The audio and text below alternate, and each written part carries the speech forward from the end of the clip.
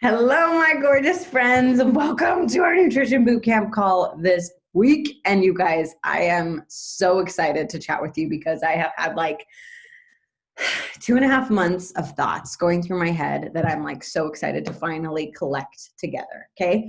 So for those of you who may not know this, hello, I'm Bryn. I'm a Beachbody coach, have been for 5 years. Okay.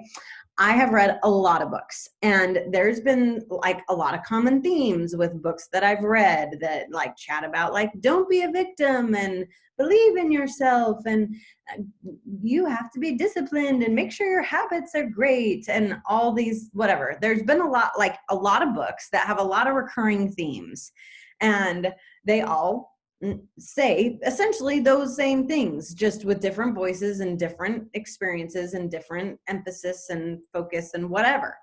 And it was not until, honestly, like yesterday and this weekend that I had just like an epiphany moment, like serious aha, serious moment. Okay. So, a little background story for those of you who may not know this. I completed something called 75 Hard last Tuesday. And it's not related to Beachbody at all. It's a guy named Andy Frisella. He has a podcast. He created this Live Hard program that it sounds like it's like a body challenge, but it's really meant to help you exercise discipline in your life. And if you've ever read the book Girl Wash Your Face, where there's a part in that book where she chats about like she went out to dinner with her friends and then she went home and she went for a run, and her friend saw that she went for a run, whether they're like friends on MyFitnessPal or like Apple Watch, or I don't know how she saw that she went on a run, Insta stories, something like that. But she was like, she reached out to Rachel Hollis and was like, oh my gosh, I am so impressed that you went on a run. And she's like, why did you do that? And Rachel was like, because I told myself I would. And her friend was like, mind blown, like, what? You actually stick to the commitments that you tell yourself you're going to do? And Rachel Hollis goes into this whole thing about like, yes, like I haven't always been good at it, but I do stick to the commitments that I make for myself. Okay. So with that said, love this book, cannot suggest it enough. It's called No Limits by John Maxwell. Was reading this today and I was like, oh, I don't believe in coincidences. Yes. Okay. I'm just going to read it because I can't say it the way he said it. Okay. The dream is free, but the journey isn't. People usually don't quit striving for their dream because the dream isn't worthy. They quit because they aren't willing to pay the price. They're not willing to follow through with the daily disciplines needed to achieve the dream. To be successful, we need to do what we should, even when it hurts. Self-discipline is the fuel that keeps you going, the willingness to hold on in spite of problems, the power to endure. This is a winner's quality. Speaker and author Tony Robbins says, I believe that life is constantly testing us for our level of commitment, and life's greatest rewards are reserved for those who demonstrate a never-ending commitment to act until they achieve. Recently, I was challenging a group of young leaders to learn how to follow through and finish what they start. I encourage them to say to themselves each morning, today isn't over until I've finished whatever I need to do this day.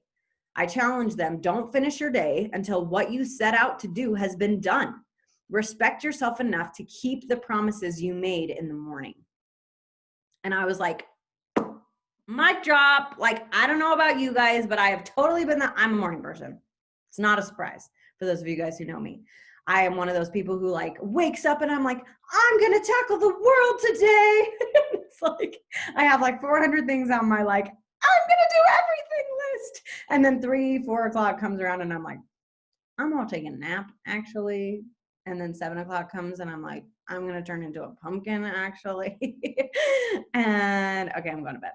I'll tackle the world tomorrow. Yes. And that's been my life. Like, that's been my life. And then this whole 75 hard thing came into my life. And it is that the day is not over until you go to sleep. So he says, like, with all the tasks that you need to do, you need to do 2 45-minute workouts, and one of them has to be outside. 108-degree yoga outside. Yeah, yep, that happened during those 75 days. This morning, I went on a walk and it was like 46 degrees, but it was windy and it was dark and I literally thought I was going to die. But one of them has to be outside. Okay. Follow a nutrition program, stick to it with no cheats, no treats, no alcohol for 75 days. Okay.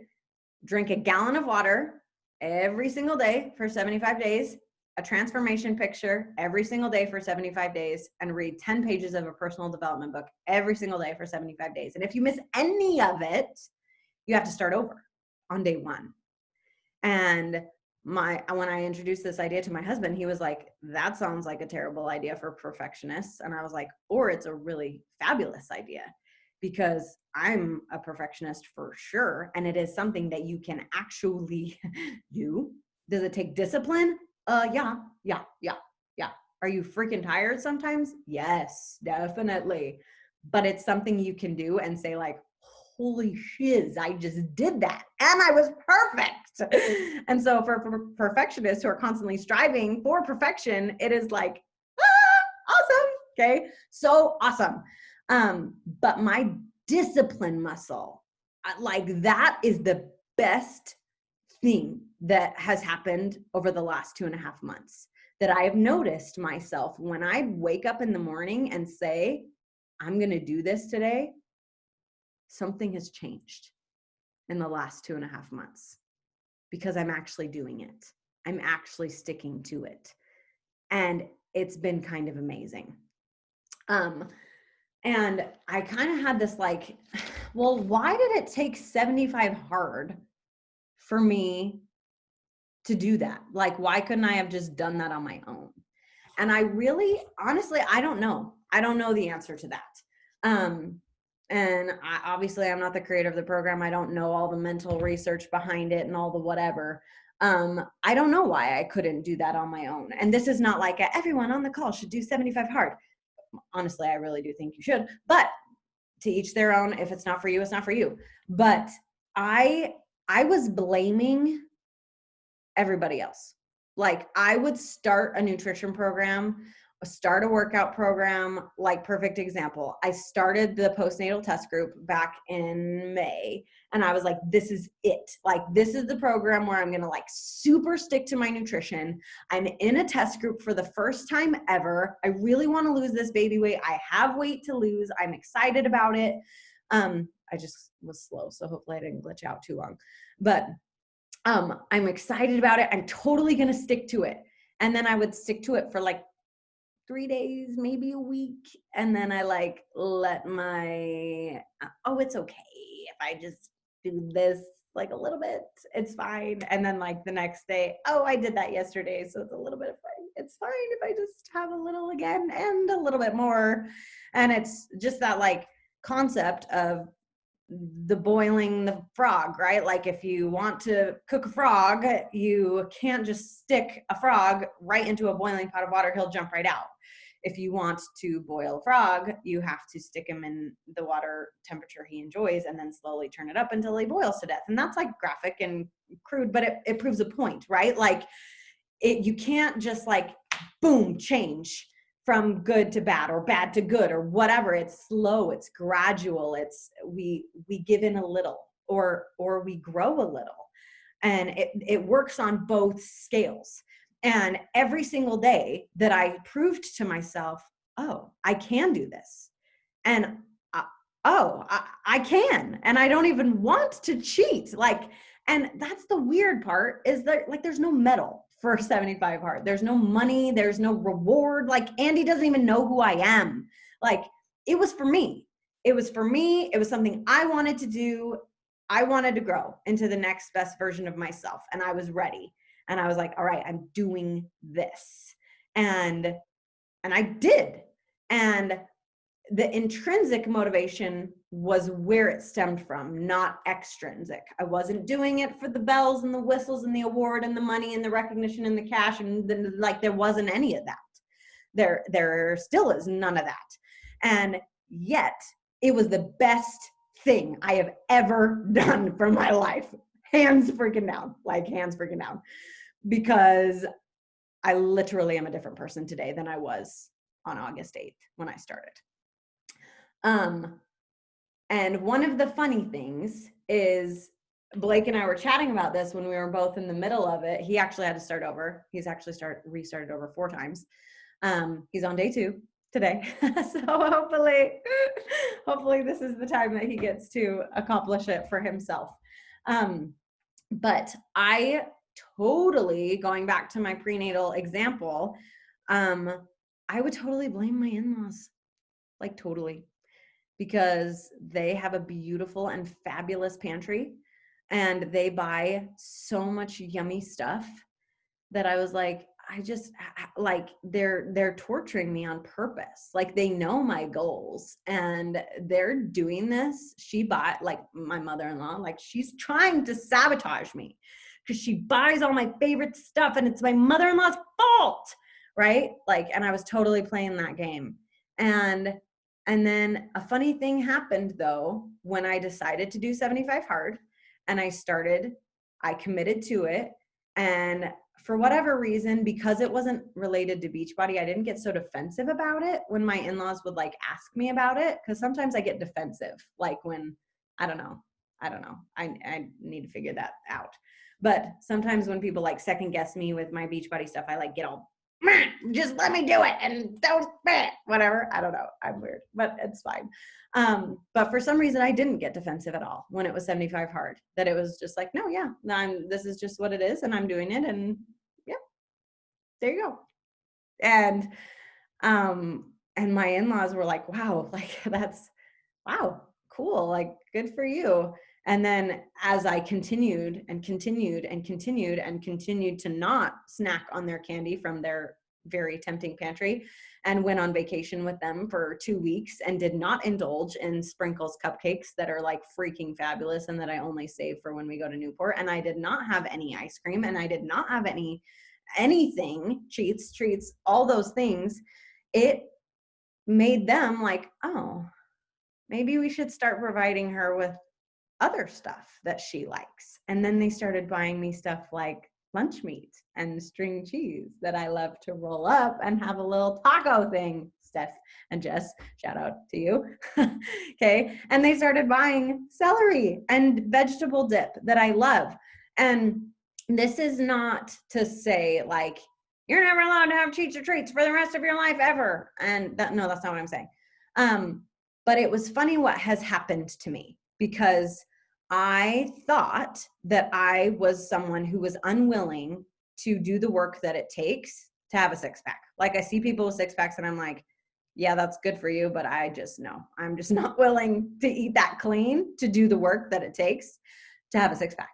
And now I'm like, no, yeah, I think I am. I think I am willing to eat that way because I have eaten that way for 2.5 months. And that whole quote about like nothing tastes as good as health feels, I'm like, no, yeah, like that's a thing. Like I feel so good. I feel so good. And on last Friday, I messed up phase 1. I graduated into a new phase after finishing 75 hard. And I forgot to check my email. It was like a critical task that I had set for myself. It was so dumb. And I like woke up on Friday. I was so mad at myself. I decided to start over on Friday, phase 1, whatever. Friday night rolls around. Like I said, I sometimes like at night, I'm like, okay, actually I'm not doing anything that I said I was going to do. When I started this morning, I was like, I just really want sugar. Like I want sugar so bad. And so Friday night, I had some cake and I decided, you know what, I'm going to let myself have this Friday. I'm going to have a day off on Saturday. And then on Sunday, I'm going to start phase 1 and I'll graduate into the next phase of this program. And I woke up on Saturday and I do not want to make this nutrition bootcamp call an hour long, all about me. Okay. But suffice it to say, I struggled for years with a binge eating disorder. Okay. I was terrified to finish 75 hard because I was terrified that as soon as I finished the 75 days, that I would then cross over into this okay, I can have treats and treats again. So I'm just going to stuff my face with everything that I've been missing for the last 2.5 months. And I had some cake on Friday night. I had a couple of acai blueberry dark chocolate things that me and my husband love from Costco. And yep, that's it, Friday night. And you guys, like the old me would have been like, all right, I just decided to give in. I'm going to go to Walmart real quick or the nearest grocery store. I'm going to buy some ice cream. I'm going to buy some Flamin' Hot Cheetos. I'm going to buy some chili ramen. I'm going to buy my favorite cereal. And I'm going to buy a sleeve of peanut butter bars. I'm going to eat them all tonight before I go to bed so that I can make this cheat day worth it. And then tomorrow I'm going to wake up and I'm going to feel like absolute shiz, but I don't care because today is my only cheat day and I got to make it worth it. Okay, like I'm not kidding. Like that was for years, that was me. Okay, it's a miracle I didn't weigh 700 pounds. But serious, like when I would get in that phase, it was like so debilitating, so awful. And anyways, we're moving on. So I was terrified that I was gonna have that. And I didn't. I had a piece of cake. I had literally like a handful of acai dark chocolate blueberries. And then I was like, okay, I'm good. That was great. And I didn't even have a headache. I didn't feel like crap. And then the next day I woke up and I knew it was a cheat day. And I was like, Autumn. Alana doesn't want you to say that. I was going to have treats that day and I was not going to feel bad about it. But I didn't even want them. I really didn't.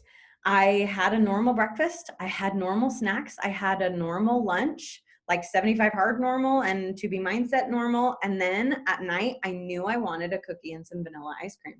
And so we made cookies. I had some. It was delicious. And I enjoyed every bite. And then the next day, I knew yesterday was start of phase 1. And I was literally excited to eat healthy again.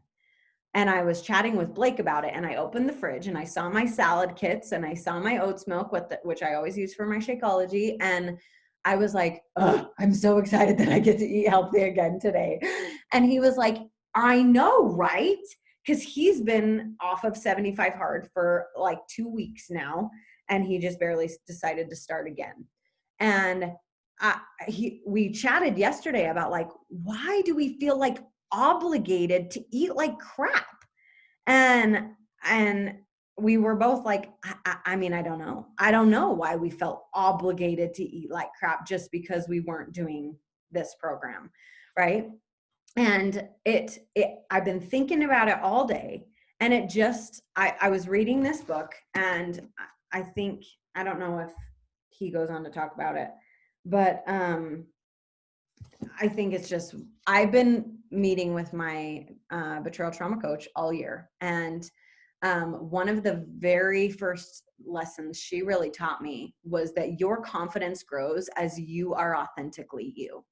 And when you step into who you are unapologetically, your confidence grows in every area of life. When you're the mom you want to be, when you're the wife you want to be, when you're the person on social media that you want to be, when you're the person at church, when you're the person at home, when you're the person, whatever.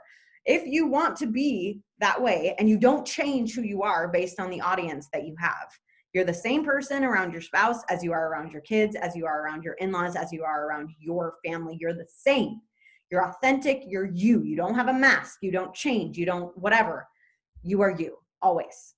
And as you step into that light, as you step into yourself, as you learn who you really are and who you want to be, and as you embrace that person wholeheartedly, unapologetically, then your confidence like goes through the roof, right? And literally, like the people that you're like caring about their opinions, you really don't care anymore. Like you really don't. And for the first time ever, I feel like I'm finally starting to experience that, because Little Miss Bryn over here, I'm a people pleaser. And yesterday I posted something that could be seen as controversial, and someone posted, and I literally, like, they commented, and I was like, if you want to unfollow me, like, I really don't care. Like, and I didn't say that. I thought it, but I really don't.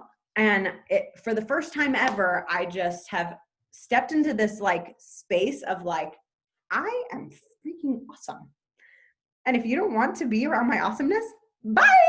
Like, see you later. I don't care. Okay. I'll miss you. Right. And it's crazy. It's crazy. It's crazy. And I think it has totally stemmed from, you know what? Bryn likes to work out. Hello, I'm weird. It's fine. I have a desire to eat healthy. And I have blamed people and vacations and circumstances for why I can't. I have blamed the fact that obesity runs in my family to why I have to be obese too, or why I have to be a little overweight. I can't be the sister with the six pack when there's another sister who's over 300 pounds. I can't be the sister who XYZ, whatever, when my dad is in a nursing home in his 50s and has already had 3 heart attacks. Like, I have to use obesity and heart disease as my crutch for why I can't live that way. And no, I don't. I can eat healthy if I want to, because I want to. And that is reason enough. I do not have to prove to anyone or anything why I can or can't or should or shouldn't. It's just what I want to do. So I'm going to do it because I want to. And if I turn into that weirdo who's like celebrating my 50th birthday with a beet cake and whatever, like, I will own it. And I totally judged those people when I was a teenager and was like, you're weird. I never want to be that person ever. And now I'm like, freak, maybe I totally want to be that person, because it feels so good to eat healthy and to feel this good. So the point of this all is to just share with you like my aha moments of, don't blame other people for your lack of discipline or your limitations or your excuses or your whatever. If you want to live a life polar opposite of me, girlfriend, you do that and you own it and you enjoy those treats without any guilt at all. And you enjoy them and you exercise every once in a while when you want to. And whatever, this is not like you can only hang out with me if you want to eat beet cake when you're 50. Like, no, that's not what I'm saying. Okay. I want you to be unapologetically you. I don't want you to wait for 75 hard or phase 1 or whatever to prove to yourself that you are worth sticking to your goals. If you have something on your heart and if you want to do it, do not wait for approval from other people. Do not wait for permission, and do not go to sleep without doing it. If you said you were going to do it today, do it. Even if it means it's way sloppy because it's at 10 o'clock at night and you literally turn into a pumpkin at 10:15. Like, that was legit my last night. I needed to finish my critical tasks. And for the first time in our entire married life, Blake went to bed before me because he was tired. I have to go to bed or else I turn into a pumpkin, seriously. And he was like, I can't make it, babe. Like, I gotta go to bed. And I was like, no, like, wait for me. I have to finish.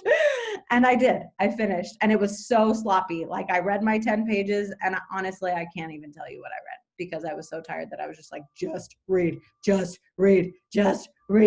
But it did grow my discipline muscle. And just like when you're working out your physical body, right? When you're working out your mental body, it's not every physical workout is perfect. Not every push-up is 100% beautiful form. You don't do every burpee. You don't do every jumping jack perfectly. Your shoe came untied, so you missed 10 seconds, whatever. It's not perfect, but you did it. And every time you do it, you grow a little. And the same thing is true with your mental goals, your every area of your life goals. Okay. So takeaways: 1, set some goals in every area of your life: spiritual, personal, relationship, financial, all the things. Okay. Professional. PrEP is the best like acronym. It's easy for me to remember. Personal, relationship, emotional or educational, and professional. Okay. PrEP. Set goals in every single area of your life and then reverse engineer them. What do you need to do to, bye Laura, What do you need to do to accomplish those goals and by when? And then, okay, I need to accomplish this by that date. What do I need to do this month? What do I need to do today to grow? And then do not go to sleep until you do it. If you said you were going to do it, do it. If you said you were going to drink half your body weight in ounces of water, do it.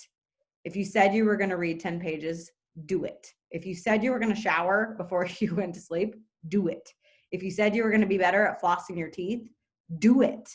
If you said you were going to make your bed today, even if it's 9 o'clock at night and you still haven't made it, make your bed and then get right into it as soon as it's made. And honestly, I kind of love doing that because it's like freshly clean and my children haven't jumped all over it. And it's like perfect when you lay in it, when you just made it. That was a random aside. But if you said you were going to do something, do it unapologetically and do it for you because you said you would. Okay. I'm going to finish with reading the rest of this from John Maxwell, and then we'll open it up to chat. Okay. I'm going to read this part again. Recently, I was challenging a group of young leaders to learn how to follow through and finish what they start. I encourage them to say to themselves each morning, today isn't over until I've finished whatever I need to do this day. I challenge them, don't finish your day until what you set out to do has been done. Respect yourself enough to keep the promises you made in the morning.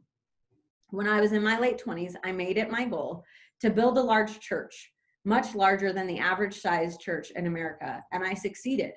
What was my secret? Every Sunday after I'd finished my official duties for the week, I went to my office and got on the phone.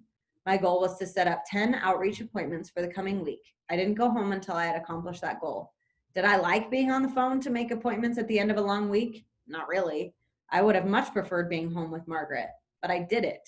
In fact, I did it every week for 7 years. Over those 350 Sundays of finishing what I started, I gained greater respect for myself, which is the best kind of respect you can have. I also developed the discipline of following through even when it hurt. Are you willing to do that? If you are, your discipline capacity will increase greatly and you will achieve the things you desire to do. The bottom line is that you cannot manage your life if you do not manage yourself. I'm going to read that again. The bottom line is that you cannot manage your life if you do not manage yourself. To increase your discipline, you don't have to be rich. You don't have to be a genius. You don't need to come from a great family. You don't need extraordinary talent. You just need to focus and follow through. Okay? Love you. Focus on what it is that you want in your life. Follow through with your goals. You're the shiz. I believe in you. And know that you are enough. Okay? You do not have to grow into this amazing person to be enough. You are already enough. You already are loved. You are already worthy of love and belonging. And you, my friend, are perfectly fabulous just the way you are. We can also grow.